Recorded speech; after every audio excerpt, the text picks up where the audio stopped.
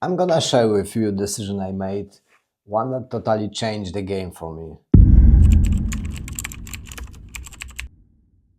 So, I didn't come to Texas to run away from anything.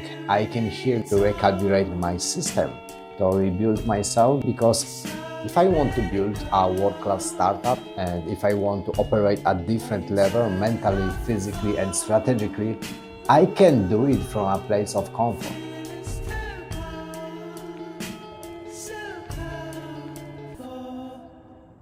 So I made the call. I booked Airbnb in Austin, in Texas. I rented a car and I set strict rules for myself. I had to train hard every day, write every morning, and work in interrupted, focused blocks. The most important for me to put myself in uncomfortable situations, to risk rejection, speaking imperfect English like you heard every single day. And then I disconnected. So I turn off notification, no meaningless meetings, just space to think, to build and listen. That's when I started working on Verbite, my AI startup, but more importantly, I started working on myself. And I realized something powerful. You become what you consume. For years, I'd been absorbing ideas from people like Joe Rogan, Lex Friedman, Chris Williamson, and there is one thing they all had in common. They live here, in Austin. So I always wondered, why this city? What's pulling all these sharp, conscious people here? Entrepreneurship, thinkers, athletes, people who actually live in purpose. And then I saw it. In Austin, people move different. They train more, then eat cleaner, they chase clarity instead of chaos.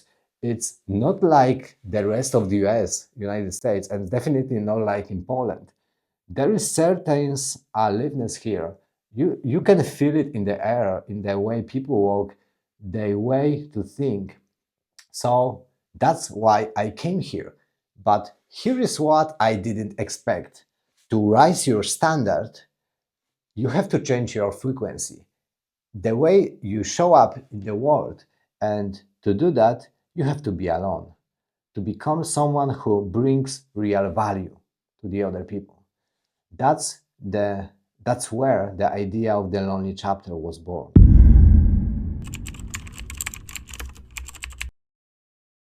I remember watching a video from Chris Williams on YouTube. He talked about something called the lonely chapter, a moment in your life when you consciously leave your old environment to build yourself into someone completely new.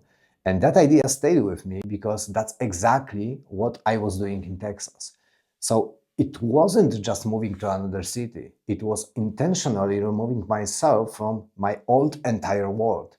So I chose this solitude not to punish myself because I understood that in order to evolve, you need to go through period of intentional loneliness.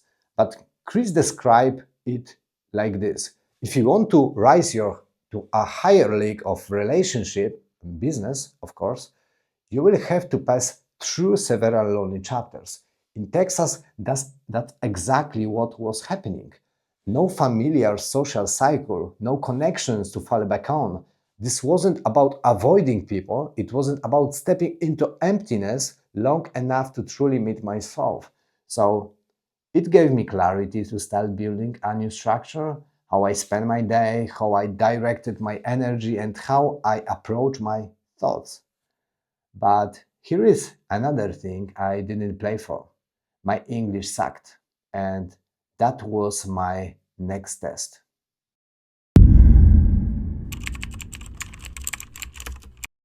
My English sucked, but I had no choice but to speak. That was the whole point of being here. Immersion, real life pressure. Show you guys. When I came here, I saw the tool like NA10 and very advanced AI agent who looks very impressive. So told my But here is the truth. You don't really improve your English by passively watching YouTube. You have to force to talk. when you are standing in a store asking for direction or starting a conversation and suddenly emotions kick in. Then when your brain actually learns.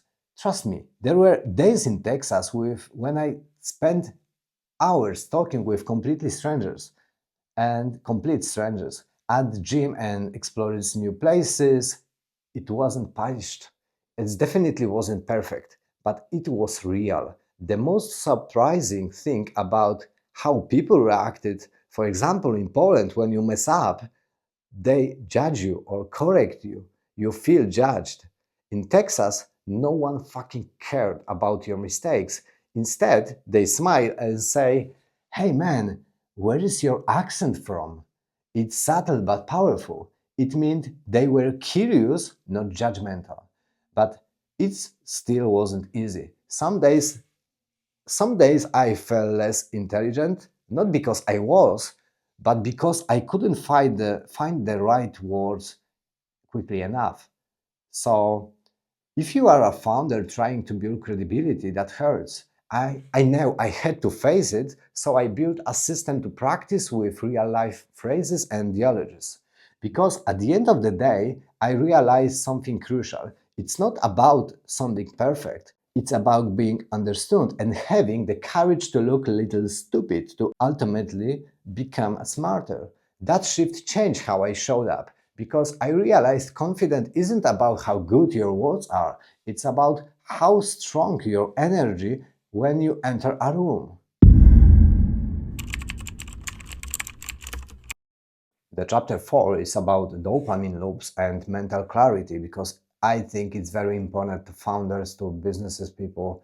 So let me share something important I realize about dopamine. Usually, when I publish a video on YouTube, I get a quick dopamine hit from the likes and comments, and naturally, I wanted more. So when you get dopamine from publishing, your brain doesn't just want to stop there, it wasn't even more immediately. And then when the loops starts, for me the loop used to looks like the I publish something, feel good, the open social media again and checking comments, refreshing notifications, seeking more validation. It's something like James Clear describes in Atomic Habits.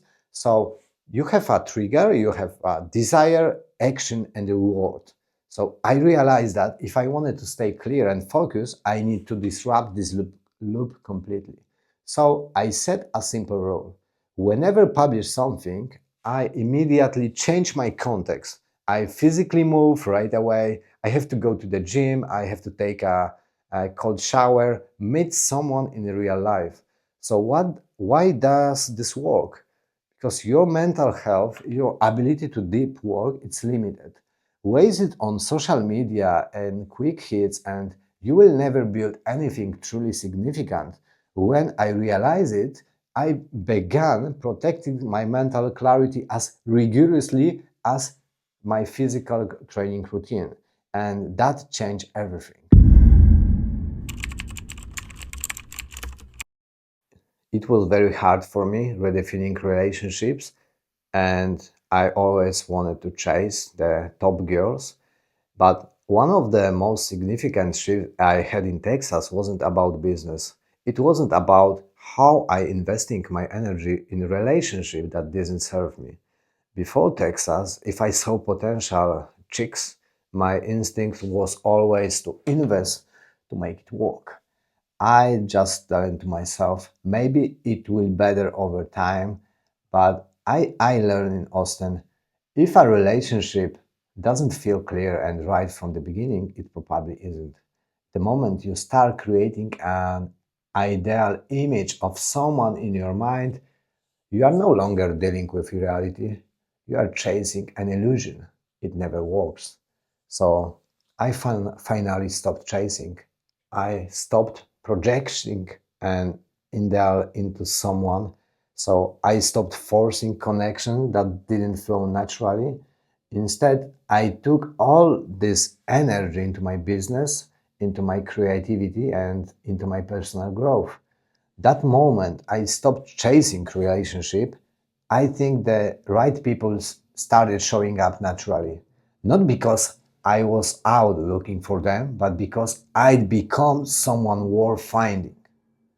So, my focus isn't on impressing anyone, it's on becoming so grounded and clear about who I am that people naturally feel that when I enter a room.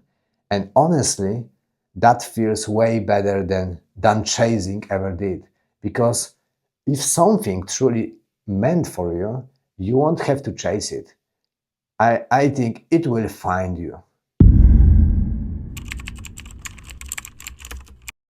So the whole story is not about Texas. It could have been anywhere, even exactly where are you right now.